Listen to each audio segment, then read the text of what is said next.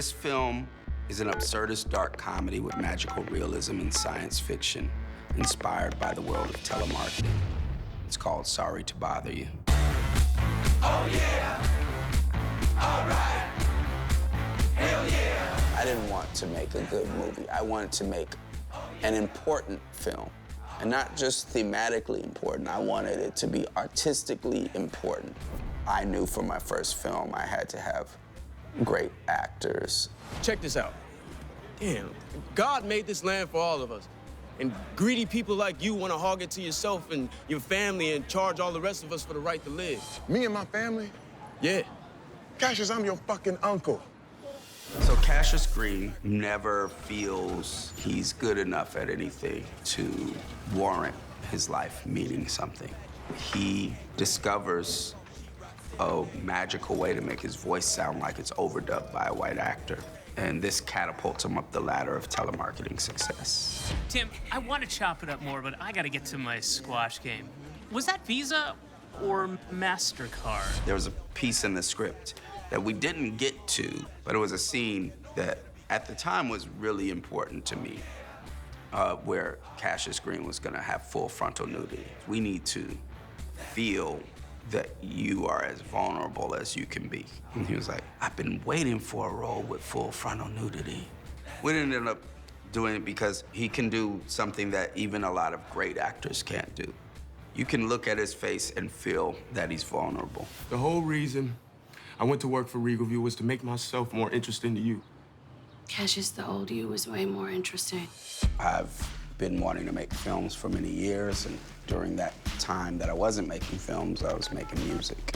I started out when I was 12 wanting to be Prince, wanting to have that power over people's minds and hearts. We got the record deal while I was in film school, and I co-directed a music video. You know, I wrote the treatment, did the storyboards, and was sleeping in the editing room with the director and the editor. So we got the guillotine. We got the guillotine. You better run. We got the guillotine.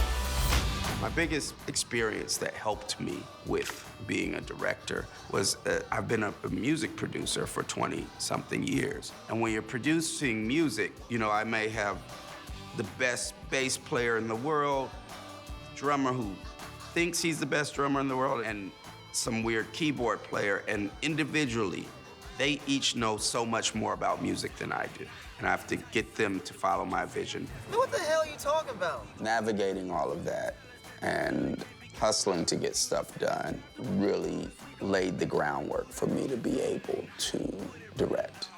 The influence that I'm hoping this film has is that we don't have to just do people of color versions of the films that already exist. All the blaxploitation stuff came out of the civil rights and black power movements and anti-war movements.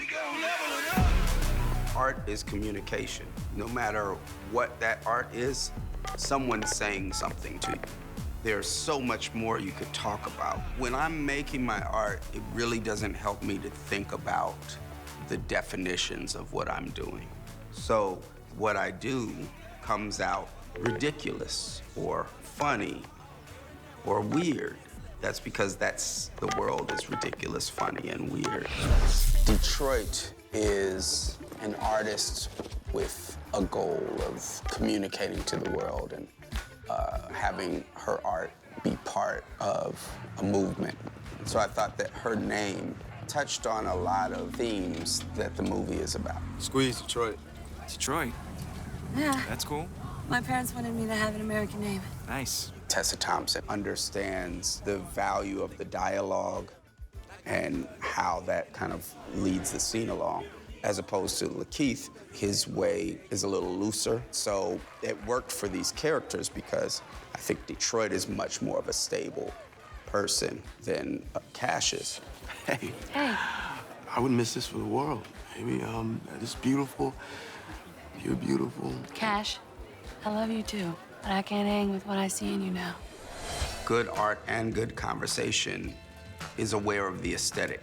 Aesthetic is sometimes even way more important than the content. It's those in-between feelings that can't be categorized as this is a sad movie, this is a happy movie. All of those little things bring people through an emotional trajectory, not just have the audience attached to someone that is going through those emotional changes. And I'm trying to get across this awkward feeling of interrupting someone. Muzzy, muzzy. Mr. Song, Cassius Green of Worry-Free Calling. Sorry to bother you. I'm calling about who is assembling your phone. The idea was for the film to feel like there was a beautiful clutter. Nice hearing. Most of the stuff that I come up with, including that, was just trying to solve a problem. Like, how do I get across someone's vibe? How do I put that in the script without having them say it? There are certain novelists that come in with all of these juicy details, from names to the way things are described. Then there's like Paul Schrader with the movie Mishima. This guy is drawn to this golden pavilion. I wanted to create a moment like that with the elevator.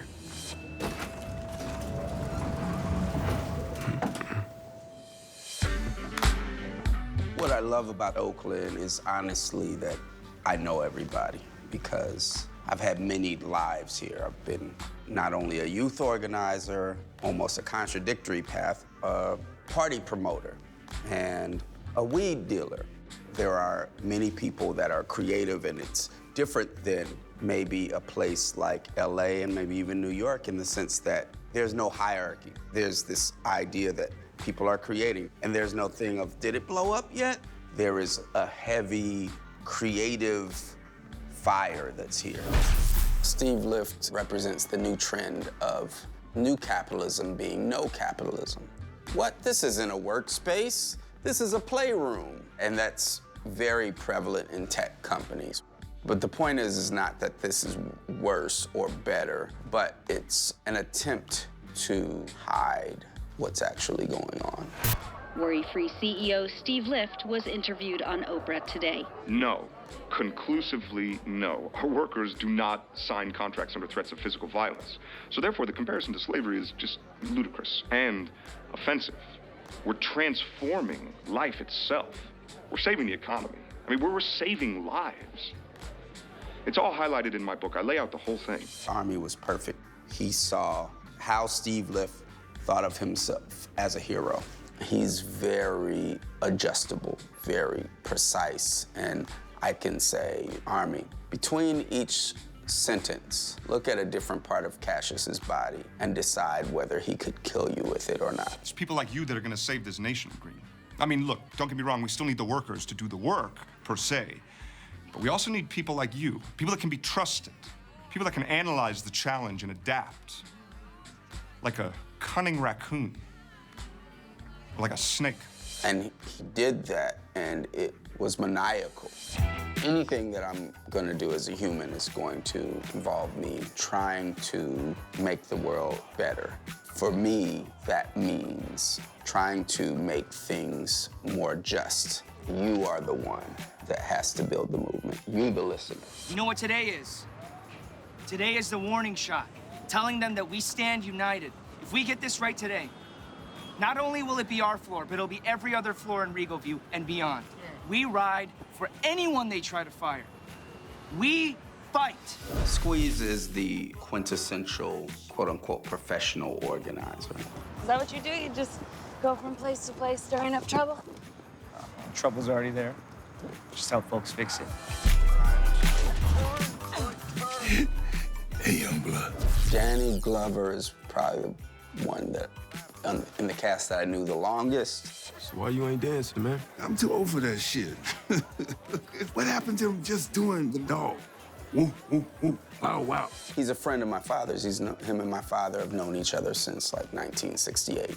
They were part of the San Francisco State strike together, the strike that ended up creating the first ethnic studies program in the United States. If you get shown a problem but have no idea how to control it, then you just decide to get used to the problem. And that's why our plan for tomorrow is important.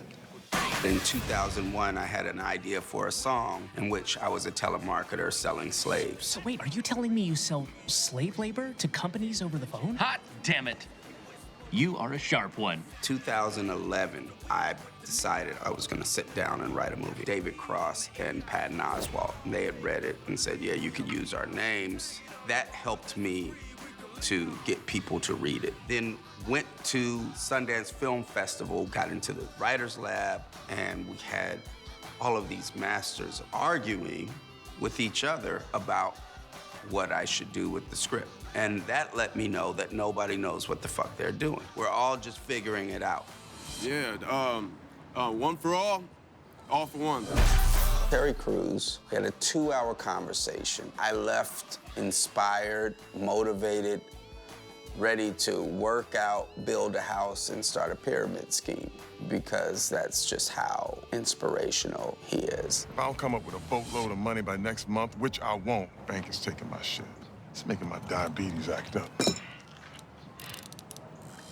We had a lot of voices in this. We had David Cross as Lakeith's white voice. Hey, baby. Good morning. We had Patton Oswalt as Omari's white voice. Do you like to party? Lily James as Tessa's British white voice. Tonight, we will have a transformative experience. Rosario Dawson as the voice of the elevator. Greetings, Cassius Green. I hope you did not masturbate today. We had Forrest Whitaker as the Equisapien voice. Dude, I'm from East Oakland. Talk regular. I want to make movies that show there is a way to fight back.